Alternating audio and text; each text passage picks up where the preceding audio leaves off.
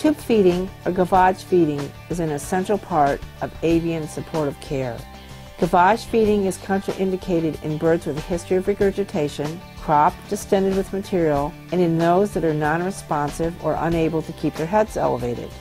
Curved metal ball-tip tubes or needles are easiest to use in parrots. Rubber tubing may also be used in parrots when paired with an oral speculum to keep them from biting the tube. It is crucial to keep the gavage formula warm, 100 to 105 degrees Fahrenheit, since cold food promotes delayed crop emptying and regurgitation.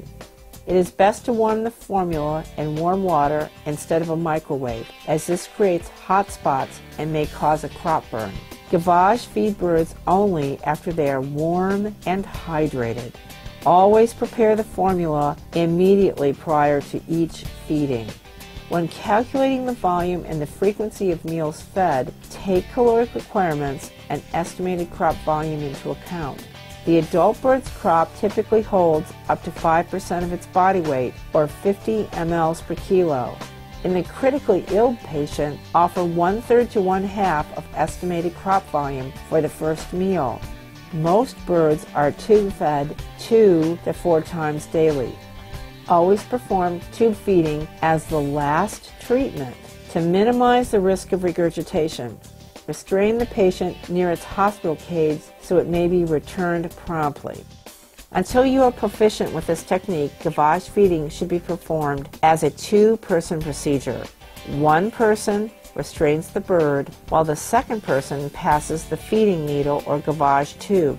Tube passage may also be made easier by placing an index finger on the top of the head and a thumb and a middle finger on the jaws. This will prevent the bird from moving its head around. Gently, yet firmly extend the bird's neck to straighten out its normal S-shaped curve. Palpate the thoracic inlet first to make sure the crop is free of food or fluid. Delayed crop emptying is a common finding in the sick bird. Pass the tube starting on the bird's left. Direct the tube towards the right and down into the crop at the level of the thoracic inlet. Pass the tube in a slow, gentle, and careful manner.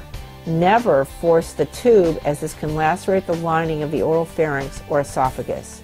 If you are using a metal gavage tube, avoid the fleshy corners of the beak, which bruise easily. The large muscular psittacine tongue prevents easy visualization of the back of the throat or oral pharynx. However, as you pass the tube, you will see the feathers move on the right side of the neck. Correct positioning of the tube can also be confirmed by gently palpating the tube within the esophagus. Infuse food into the crop using a steady, measured pace while carefully watching for formula to well up in the back of the throat.